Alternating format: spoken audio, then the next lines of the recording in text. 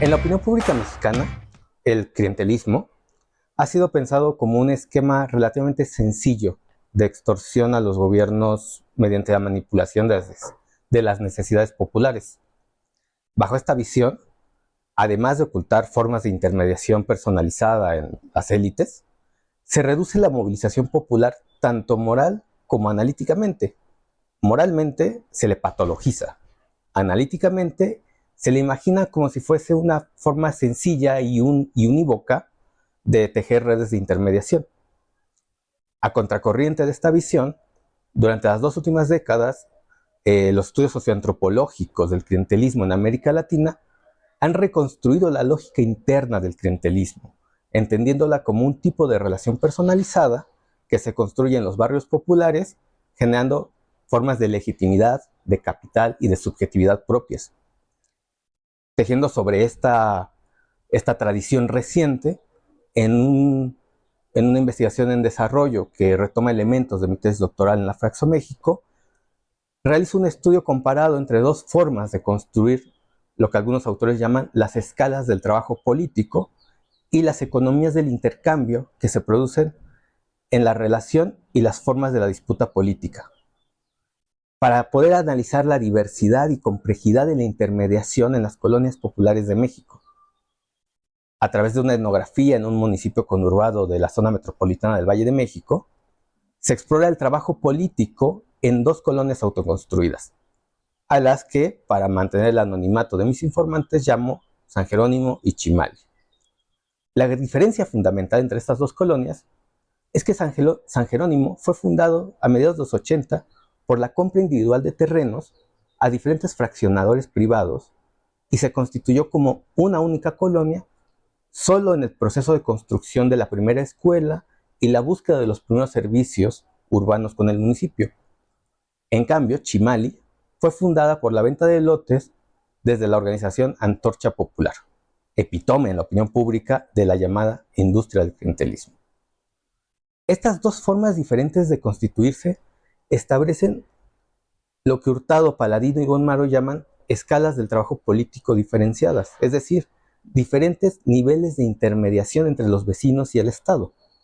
Niveles que, contrario al imaginario que unifica el clientelismo, no están predeterminados, sino que son constituidos en el propio trabajo político. San Jerónimo cuenta con representantes formales, una autoridad auxiliar elegida por los vecinos, reconocida por el municipio y conformada por los propios vecinos. Sin embargo, otros vecinos hacen también labores de gestión de servicios y apoyos mediante una asociación civil, con sus nexos con partidos políticos o haciendo presión directa con el municipio. Lo relevante es que en todos esos casos la intermediación se da por vecinos de la misma colonia. En cambio, en Chimali, los servicios han sido obtenidos siempre con la intervención de Antorcha campesina y algunos incluso brindados directamente por la organización.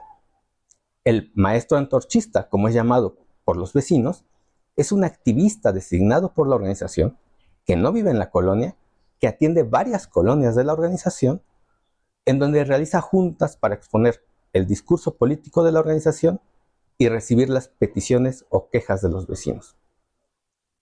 Estas dos formas de escala política distintas, una donde son los vecinos los que hacen la intermediación y otra donde se da a través de una organización, configuran dos formas diferentes de lo que Hurtado, Paladino y Gonmaro llamarían clasificaciones morales y formas de destreza adecuadas.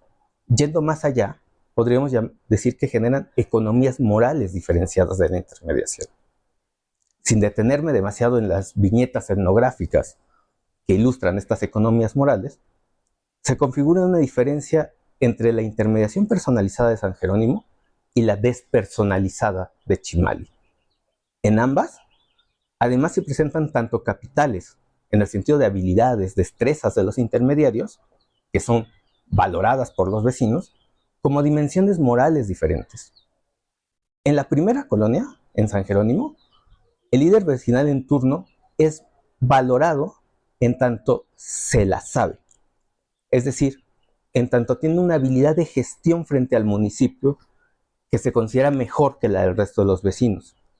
En cambio, en la colonia antorchista Chimali, la organización es calificada como una organización poderosa, capaz de ejercer presión, y la desmovilización de los vecinos, crece cuando la organización es vista como en declive, cuando se considera que ha perdido poder.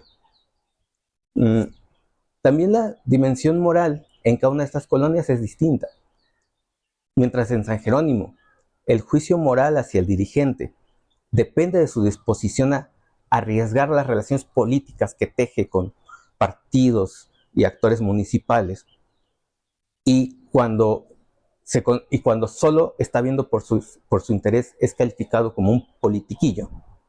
En Chimali, la relación moral se expresa en la confianza que se tiene del cumplimiento de los acuerdos por parte de Antorcha. Esto deriva en dos formas de disputa política distintas. En San Jerónimo se da una disputa abierta. Muchos vecinos están intentando constituirse como intermediarios legítimos, vinculados a diversos grupos políticos, teniendo o no el cargo formal de representante vecinal. En Chimali, en cambio, la disputa es una disputa cerrada.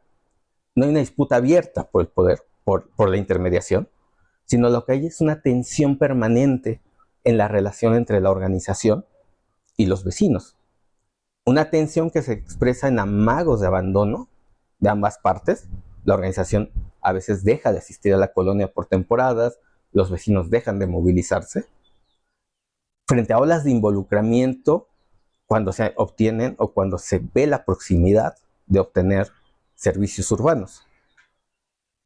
Lo que más me interesa destacar de estos dos casos es que las formas de intermediación política en México se configuran en diversos modos, no se dan de una manera unívoca o lineal. En todos estos modos, tanto el interés como la moralidad son conjugados en relaciones de poder que nunca son de suma cero.